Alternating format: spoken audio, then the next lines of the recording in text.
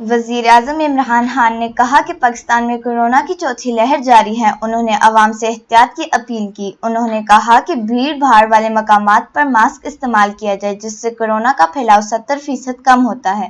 دریں اثنا وزیر اطلاعات فواد چودھری نے انڈیا کی بد احتیاطی اور غیر مناسب رد عمل کو دنیا میں کورونا کی چوتھی لہر کا ذمہ دار ٹھہرایا۔ ہری پور میں بیڑ کے موضع کچھی میں کورونا کے متعدد کیسز کی تصدیق کے بعد ڈپٹی کمشنر نے محکمہ صحت کی سفارش پر سمارٹ لاک ڈاؤن نافذ کر دیا ہے جو کہ 4 اگست تک نافذ رہے گا۔ عوام سے نقل و حرکت محدود کرنے اور ماسک استعمال کرنے کی اپیل ہے۔ کھلا بٹ کے سیکٹر 2 کا ٹیوب ویل ایک ہفتے سے خراب ہونے کی وجہ سے شدید گرمیوں کے موسم میں پانی کا بحران پیدا ہو گیا ہے۔ عوام شدید مشکلات کا شکار ہیں اور انہوں نے ڈپٹی کمشنر ہری پور سے اس مسئلے کے فوری حل کا مطالبہ کیا ہے۔ ہری پور محلہ کھوک گرلز کالج روڈ پر پانی کی پائپ لائن کھدائی کے بعد کھلی چھوڑ دی گئی ہے۔ ملبہ اور کھدائی کا میٹیریل جوں کا توں چھوڑ کر ٹھیکیدار 9211 ہو چکا ہے۔ گرلز کالج کی طالبات اور علاقے کے مکینوں اور کاروبار کو شدید مشکلات کا سامنا ہے۔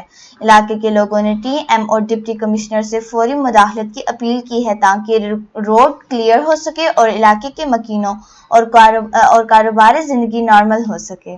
ہری پور میں مصنوعی مہنگائی کے خلاف ڈپٹی کمشنر نے ایکشن لیتے ہوئے محکمہ خوراک کے افسران کی سرکردگی میں متعدد گراں فروشوں پر جرمانے کیے جن میں دکاندار اور نان بائی شامل تھے۔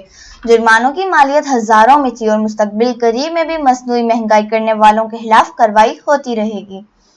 بکا موڑ پر ٹریفک کے ایک حادثے میں 3 موٹر سائیکل، کار اور رکشہ آپس میں ٹکرا گئے جس سے متعدد افراد زخمی ہو گئے ہیں۔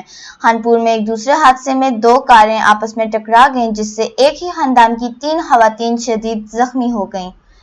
ملک رفاقت گجر سابق امیدوار صوبائی اسمبلی نے حکومت سے پرزور مطالبہ کیا ہے کہ بلدیاتی اداروں کو فوری طور پر بحال کیا جائے۔ انہوں نے کہا کہ ترقی یافتہ ملکوں کی ترقی کا ایک راز یہ ہے وہاں اختیارات نچلی سطح پر بلدیاتی اداروں کے پاس ہیں۔ اب ہمارے ملک میں حالات ایسے ہیں کہ بلدیاتی ادارے مکمل طور پر بحال ہونے چاہئیں۔ صوبائی محکمہ سیاحت کی رپورٹ کے مطابق اس سال سیاحت کی مد میں 66 ارب روپے کا کاروبار ہوا۔ رپورٹ کے مطابق مقامی معیشت کو بھی 27 ارب روپے کا منافع ہوا۔ عید کے 4 دنوں میں صوبے کی سیاحتی مقامات پر اندرون اور بیرون ملک میں سے 27,70,000 افراد کی آمد ہوئی۔ یہ سیاحتی ترقی عمران خان کے دیے ہوئے تصور کے مطابق ہے۔